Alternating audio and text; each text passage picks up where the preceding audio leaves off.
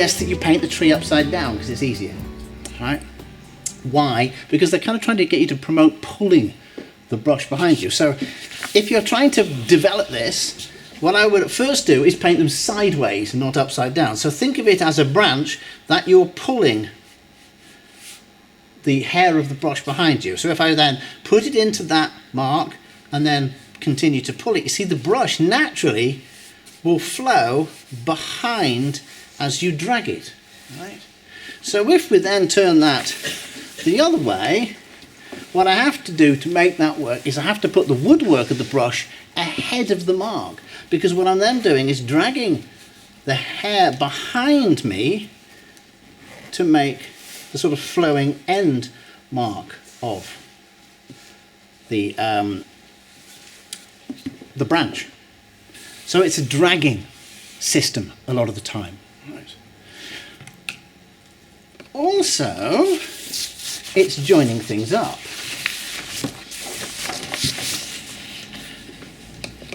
You know, this is one of those things with teaching people to paint or looking at how to do it. A lot of people will go, and then go back to exactly what they did before. So, I would take note of some of this stuff and actually analyse what you do when you go home and how you paint. Because most people, for example, if they make marks, they like to make them the same way because it's easy and it's comfortable. So if they make a mark like that, then they like to make them like that because that was easy. Because that's just a relatively easy action. So if they're painting, they often do the same sort of movement over again because it's easy. Right? If you make it not so easy, in the end, the results become more fluid. So let's go back to the tree thing. So let's think about the width of this brush, right? This is just this is a size 4 SAA sable thing. And basically, if I push it down wide, it goes fatter. If I begin to lift it, it goes thinner. The more I lift it, the thinner and thinner and thinner it goes. Yeah. So if I then go into this, which is still wet, right, then I have some fluid to pull out. So as I move outwards, I then concentrate on moving that so it perhaps goes thinner. Right. If it was from the other side, what do? I get me, and I move me over here, right, to put it in there so that I can continue to drag the brush behind me. I haven't done this or this. I've actually moved me round. Right? So, basics of drag the brush behind you, right? That's the first one. Now let's think about the shape. One of the key things that people sometimes do is they go up and they do that kind of trunk business, right? And then they go out sort of like that, right? Can you still see that on screen? Yeah? The trouble is, this looks like a catapult, right? So the evenness is often the problem. So we're talking here about kind of making the trees up, not copying them. Because nobody really wants to spend all the time staring at the photograph or whatever and trying to make it exactly the same. It just takes forever and it's boring. Right? So if I'm going up and I stop, right, and then I go out and then I go out, for example, we get the kind of catapult problem. If I go up and I keep repeating the same sort of thing, some trees will look like this. Whatever I say, there'll be some form of tree that actually has a bit more of an appearance like that. But plants grow in a spiral motion, right? They grow that way. It's a sort of a spiraling action. So they never actually grow out at exactly the same point on both sides. It might appear to be, but it's actually probably slightly offset and probably very slightly higher. So try to avoid the evenness. So you go up and then you go, well, I go one side, then I go slightly higher, then I go one side, then I go slightly higher. Will look better than the even sides. Right? Next thing is, what are you doing with your, are you being too rhythmic with how you paint them? For example, are you making them look too kind of bendy?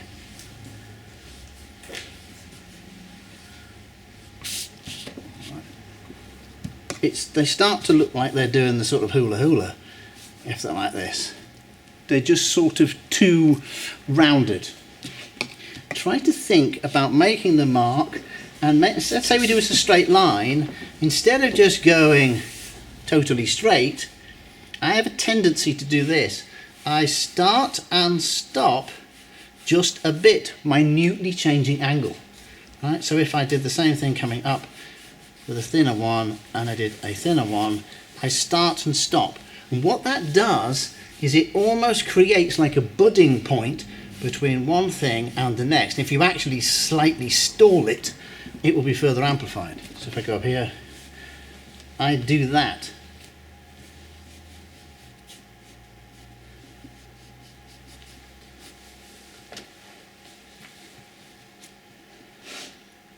So it becomes more knotty looking, just by minutely changing how you stop and start the brush mark. Okay,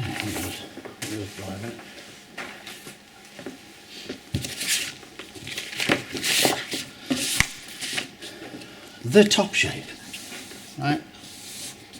If you just make kind of an arc to do that sort of Roland Hilda kind of tree making. Anybody remember him? Yes. Right. Wet painter.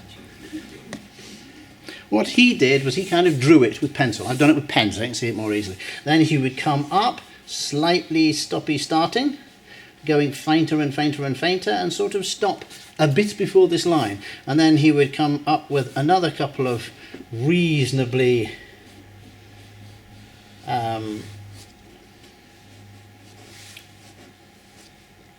sort of slightly twisted looking marks as they came up. And then he loved sort of detail and line work. He would then very carefully paint this until it touched on the blue line, right, with the last stuff. With the last finer marks, he further amplified, because these were winter trees he was doing, the outer shape of the tree. Yeah, looks pretty crude because I've done it massive, so you can see it. Right. If we take that idea, let's now perhaps reduce its scale a bit, and then I take. So what we're doing there is we're doing lots and lots of thin, tiny lines which would eventually get to the top edge. It takes ages. And the more of them you do, sometimes if you just carry on going, it just seems to get heavier and heavier and heavier. Fill it. Right. So I start to think, well, that's stupid. It's time consuming. And the results don't actually look that great. So I started to experiment with this. Basically, you splayed the brush, hair, so this is a mixture brush, one of Rosemary's mixture brushes. And if I drag that, like so, you get many marks at once. Can you see those? Mm-hmm. Right? So what is this doing? This system is basically coming up like that, and it's fanning outwards to there. So the movement of the arc means that you're basically aiming these marks to or from that edge. So what I do is I place this on the edge, because that, remember, was emphasizing the outer edge, on the edge, and drag back. So if I just do that and drag back, I emphasize the outer edge so that when I come up and paint this stuff to it, I don't paint it all the way, I paint it until it fades into those marks. And the last bit is done with those. So one way is that you take that line and drag it, not necessarily all of it, leave the odd gap, but I'm emphasizing it that way. Or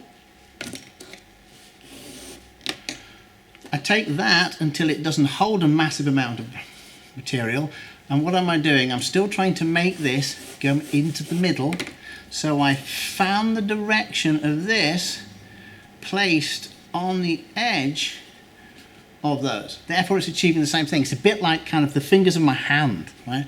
I'm kind of aiming those backwards, so that when I subsequently do some marks that leads up to that, the same routine would happen. It leads up into that, but the fanning effect has been created by the placing of the brush mark down, works into it in the same way that it would work with this.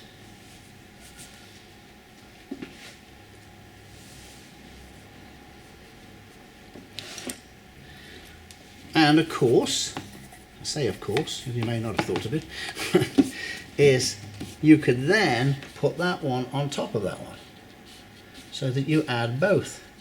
To add perhaps, and maybe instead of thinking about just one canopy, we could repeat it, so that you could kind of do something that appears like a canopy there and say a second canopy there, so that when you paint up to it and you maybe go sometimes through it, you can give the impression of it being layered rather than it being only one final canopy.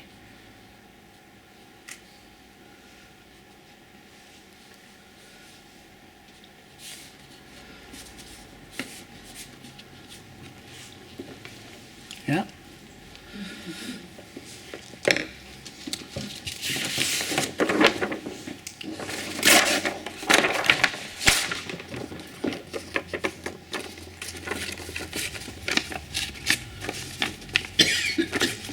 Some people also might explore doing this, that basically instead of, so there's the sort of shape of, say, a canopy, right, which I've ripped out of there.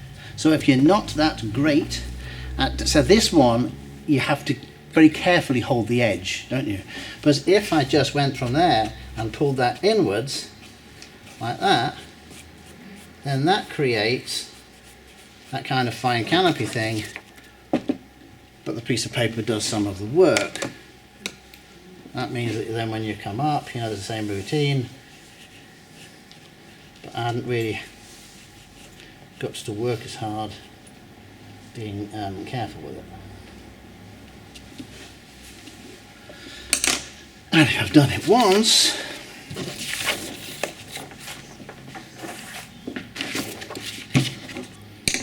then you could do it more than once. I could do it so that I print it coming in. I could do it so that I drag part of it coming in. I could then shift it inside if I wanted and do it so it's a double, even slightly changing the weight of the paint perhaps that I put on.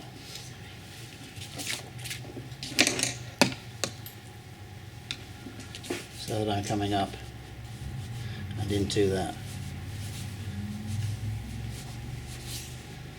I would say that 90% of the work is the very first bit I showed you, is getting better at the sticks. The sticks of the work, the trunks, the branches, is the bit, the better you get at this bit, you can make anything work. All right?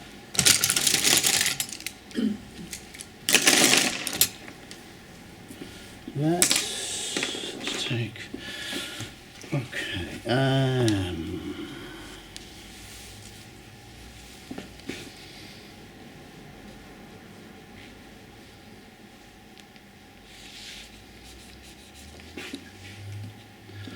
so paint something that looks vaguely like some kind of badly made steam engine, right?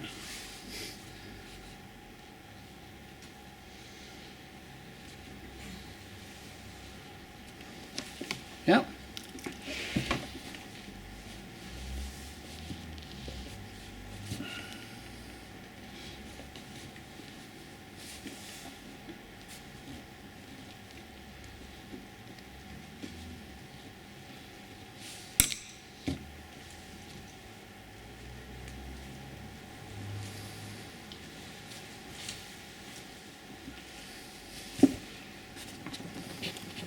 So how you do this bit, that's the best bit.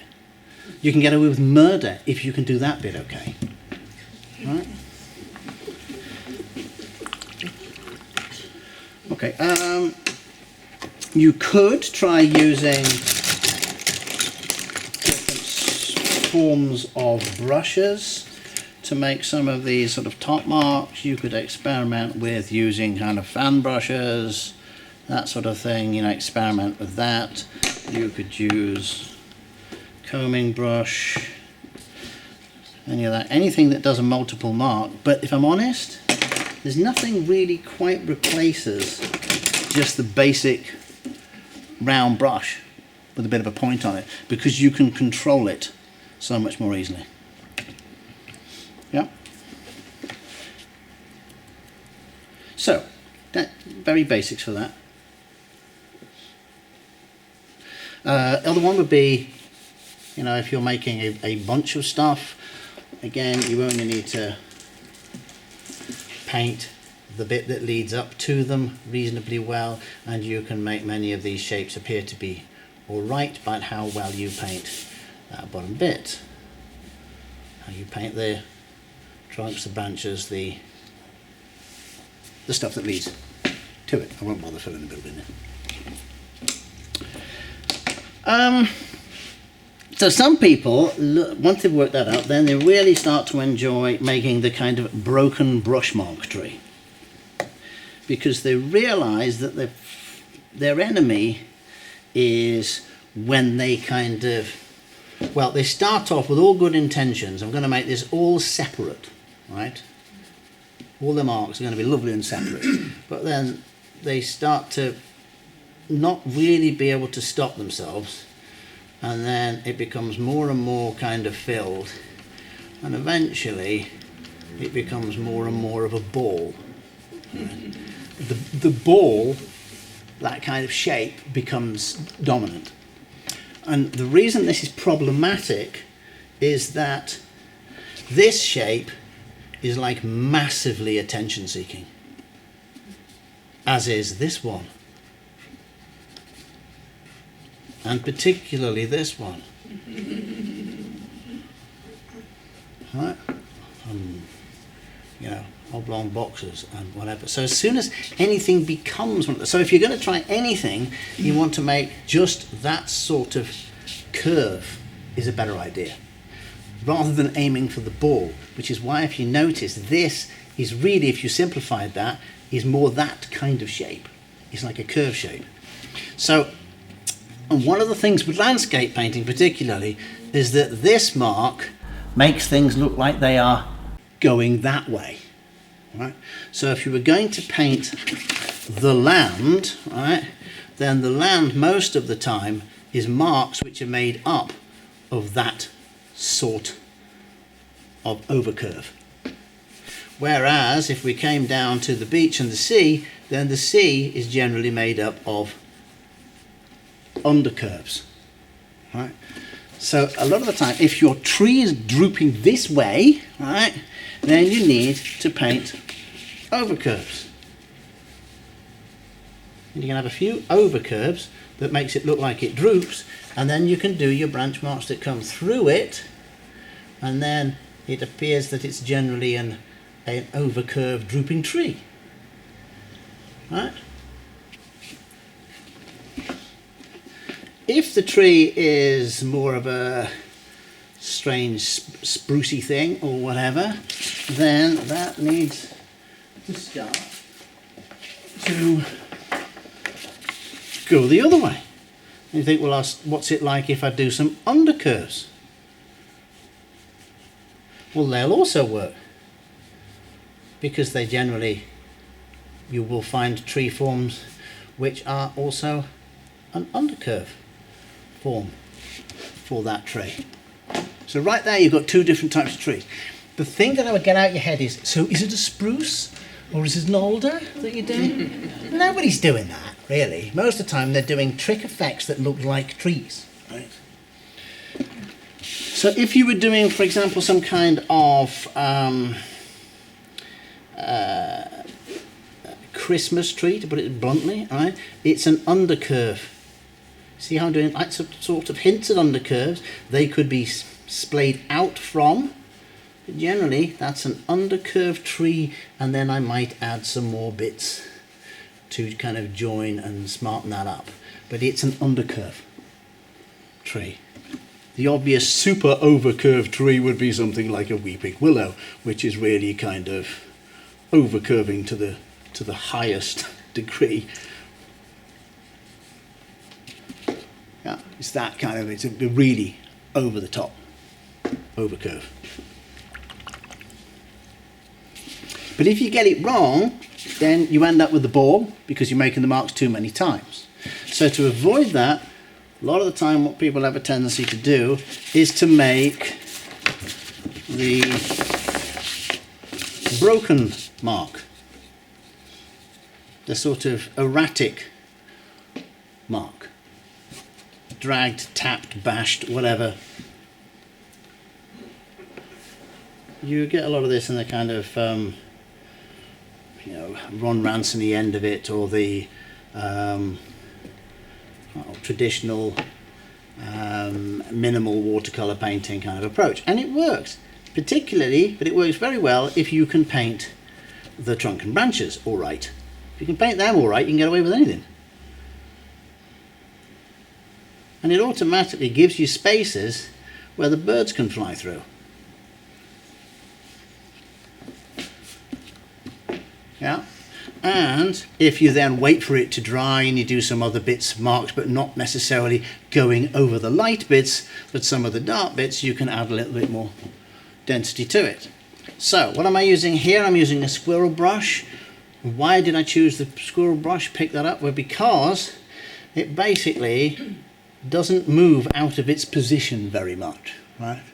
It's not got so if I push it like that, I can hold it like that, it doesn't move out. And I'm not really putting much pressure on it. If I just lean it against my finger, it doesn't move. And then I can make a new position and a new position, right? So you can actually take your time about what you're doing with one of these, because it doesn't flick back into place like a nylon brush or a sable and nylon mixture brush. Right?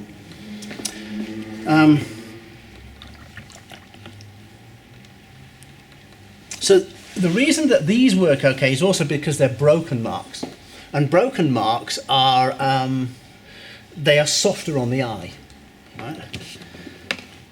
So the more the tree or form becomes solid, so if I did that, right, and then next to that I did those sorts of marks. Do you see how those ones are sort of softer next to those ones? So if I do those meeting up to that, and if I then do something which appears to be a much more deliberate shape, or shapes that appear to be slightly stronger, then those, the ones behind it, kind of soften out. These are softer, they're slightly tougher, and when it becomes more stridently so let's really go in for the kill for making some of these bits be very kind of, it's a ball, right? It's a triangle. You'll find that your eye goes to this stuff way more than it goes to this. Right? So there's a process of development of you understanding how the marks work that makes tree painting, garden painting, vegetation painting, grass painting, all that stuff become easier, right? And it's basically this. So wet in wet, well, I'm not going to do that, mainly because this is just a piece of cartridge paper, but wet in wet is soft, do we agree? Mm-hmm. It's all like blurry, right? And then we are going to need soft marks, so we could have in amongst that, and please don't think that tonality is what is the right overriding thing here. So if I make marks which don't have a specific shape, this is the key bit, right? Or that are all kind of broken edged. Right. Then they are all in kind of one zone, right? And then you've got sort of lines. Now just take line as an example, right? If I do line like that, and then I do line like that, this one is slightly more in focus than this one. Why? It's a hard line to stroke. Could be that. Just because the light breaks. Yeah, because the line breaks, that will also make a difference. Now, if we do this and make those more into a circle, do you see the difference become more apparent? Right. This, you're reading it almost like language.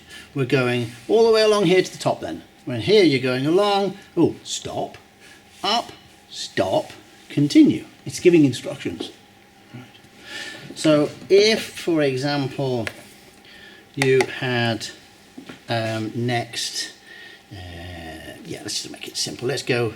So next I've just curved this brush and I've made it into little kind of over arcs or under arcs.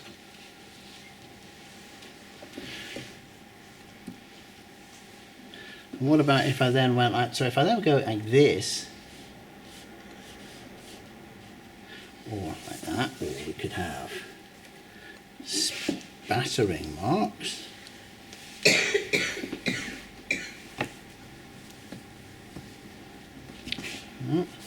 And we could have sort of wiggly hooks. Let's just take those, for example. What you would do is you'd paint this, and then you'd paint this, and then you'd paint this. Because this is slowly going more into focus. Right, so let's do that.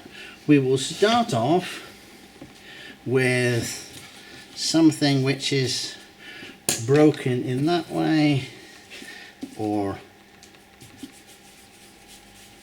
this sort of way.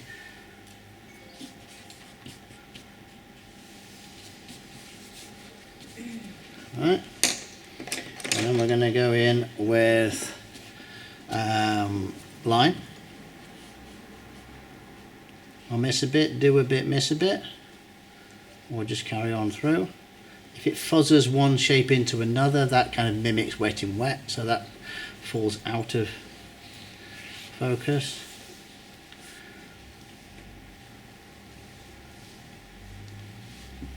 What am I doing there? I'm using my pinky tea drinking finger right down on there to keep my hand, to keep that off, rather than rubbing my hand over it. So how do I make this go slightly more into focus? Well, what did I use? On my brush, let's go for the little curved marks that I did there. So now I do a few of those.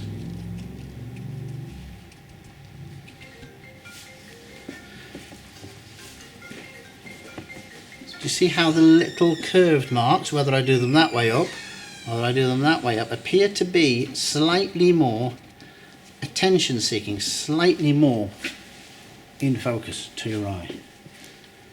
And then what's the last bit? Oh, we could have a little bit of sort of hints at squiggle or something. That helps. Then the last bit is seeds. Now here we have the routine again, where when I show somebody that, they go, oh, like that then you mean? What are they doing? So that was it? It's a repeated pattern, yes, and repeated direction. Whereas these, a lot of the time what we're dealing with more like a fanned hand, right? So if I do those, but I make them go in an arc, then it appears to be fanned things. So if I wanted something to emphasize the look, then I could say, well, what I'll do is I'll kind of make them look like they kind of fan out.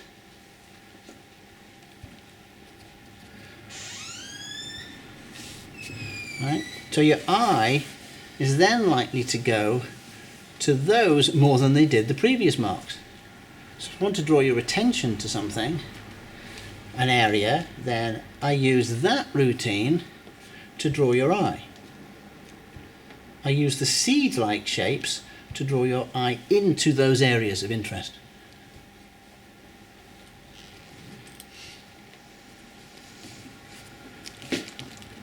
Now, remember these? I want you to stop on the trunk a bit more. So what do? I go back up and I do bits where there's the odd dot or spot. So if I add a dot point, then it makes your eye slow down a bit and stop on those places. if you really want to get into this, and I thoroughly recommend it as a thing, is you think about the marks to make, all the marks you can make, and grade them, right? So which ones are really out of focus? Which ones are slightly more in focus? How would you place them in order? And the best way to do that is to make lots of marks on bits of paper like this, and then cut all of the marks up so they all become a patch. Yeah? Because that way you can then keep moving them about and put them in order. Put them along the carpet or a table or whatever, and keep thinking about, so is that one, do I see that one being more important than that one? And that's the best way to grade them. And when you can grade the marks, then you know what marks to use in the right place and for what reason. That makes sense? Yeah? If you wanted to take this a stage further,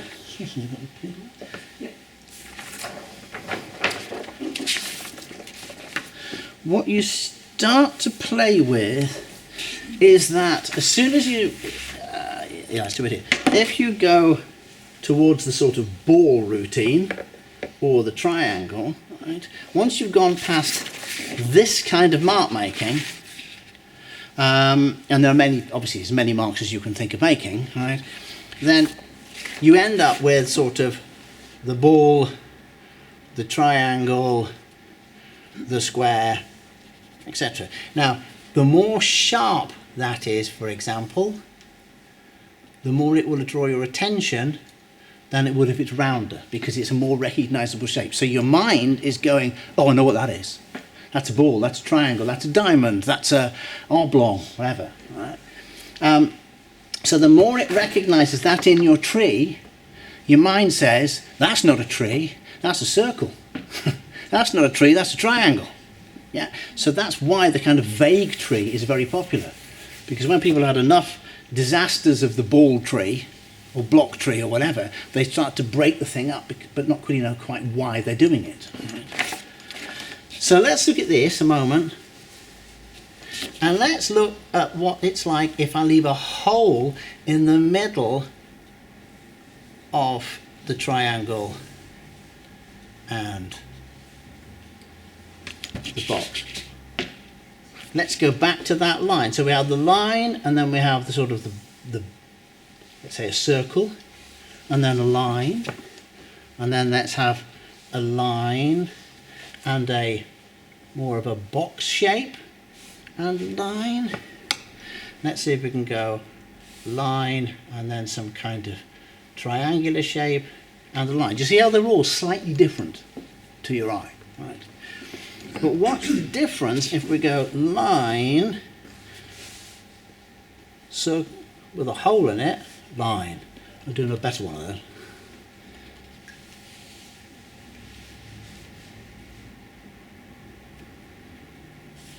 Do you see how much more attention seeking that one is than perhaps this one is? That is more attention seeking than this. So let's go back to our trunk.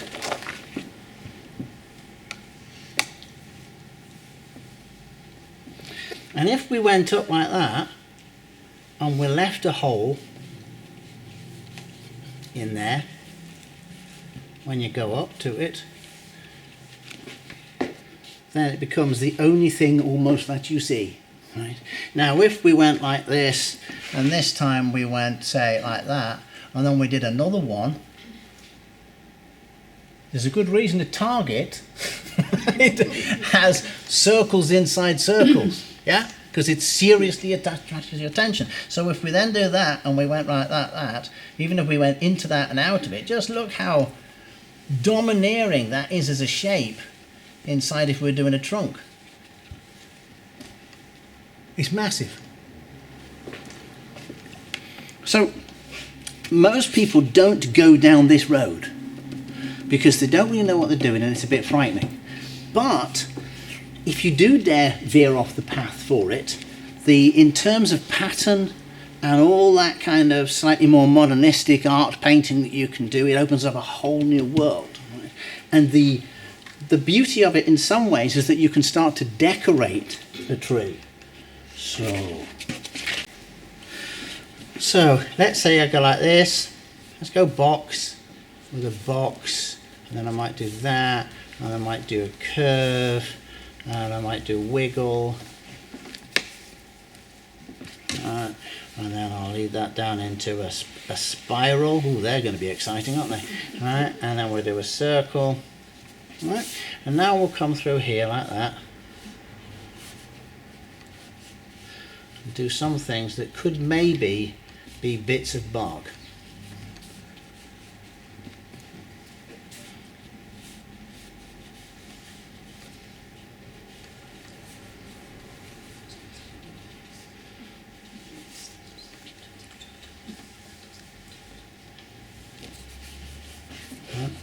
Now, I'm overdoing it, so you get the idea of it. But can you see where I'm going with it? So what most people do is they paint the tree always like that. Right? Whereas if, for example, you started painting the tree, right, for example, like that, right, and after it's dried off a bit, we'll do 2 or 3 of these.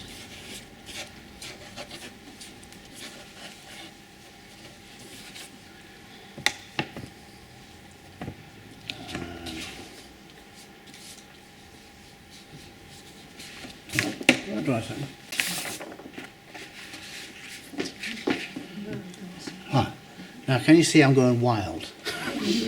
So what I'm doing is I'm thinking, ooh, what can I get away with? I know how to paint the tree, right? So then I'm thinking, can I hide circles?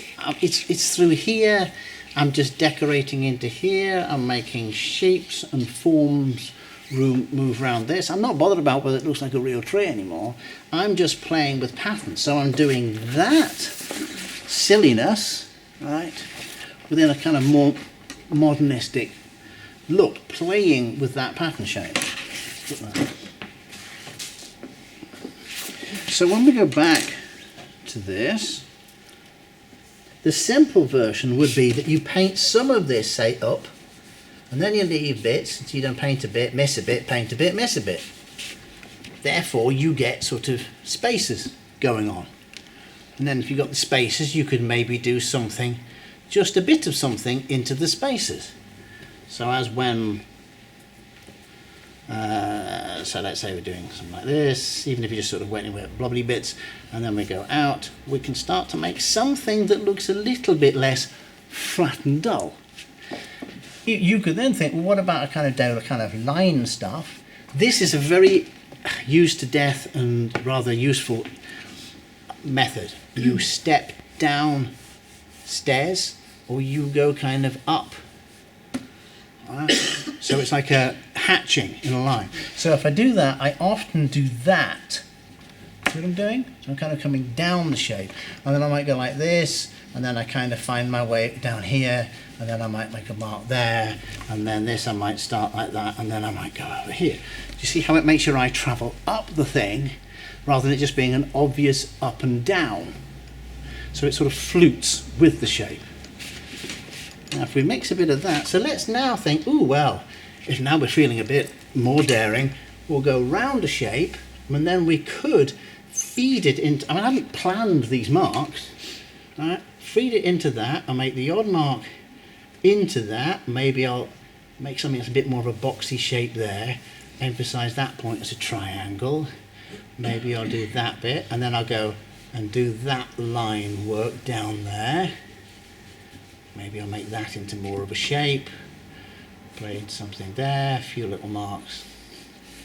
I'm starting to get something that looks kind of more interesting, and because I'm taking a little bit of this daft carry on in stages, kind of small bits into it. Yeah.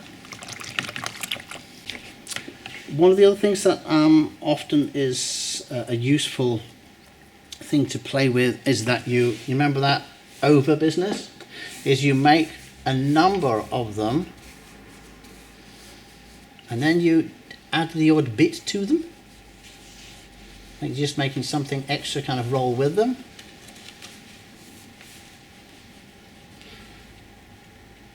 And then you go up and through. And you try to paint some of this stuff before it dries out. so that it flows one into another. And I'm just using bits of drawing paper here, but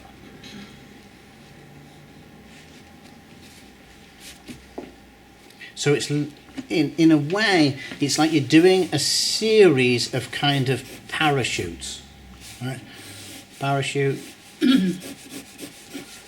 different size parachutes. Kind of the curved bit is your mark making, the other bit might be what leads up to it. So people often start with one. So if you're going to do the first one, just do one curve, and then you could maybe do yourself like a second curve or something in it, so it's not as totally predictable, right? Then your next one, you think, oh, I'll do a 2 bump or even a 3 bump. So as you're playing with the shapes, or you can think of it like it's a biscuit with a bite out of it. Yeah, so that's often a way to think about the construction of it.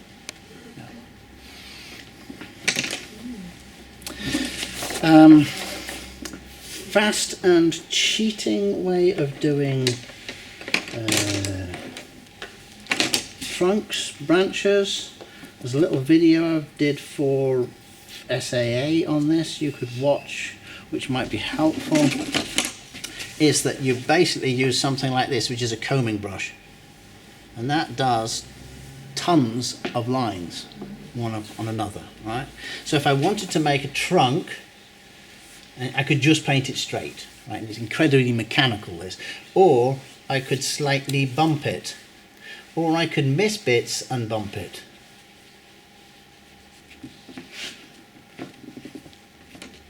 I could think about going the other way, and let's say I'm going under each time.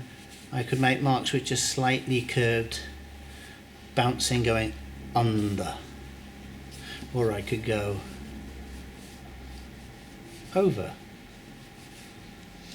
with the marks that I make.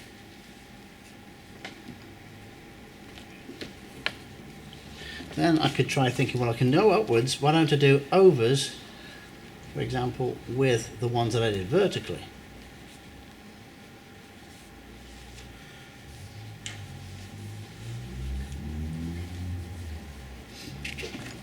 This thing can make it look like you spent a month of Sundays on it in no time at all. Let's make this bigger. Let's try some things when we do some spaces. Doing some fancy, really knotty tree. You know, the kind of thing with all sorts of interesting stuff. And then we might come in. I might also change the angle of that. So instead of it being always flat, I turn it to thin. So I could start like that, and then I could even change its angle and twist. But let's just go some of it now that way.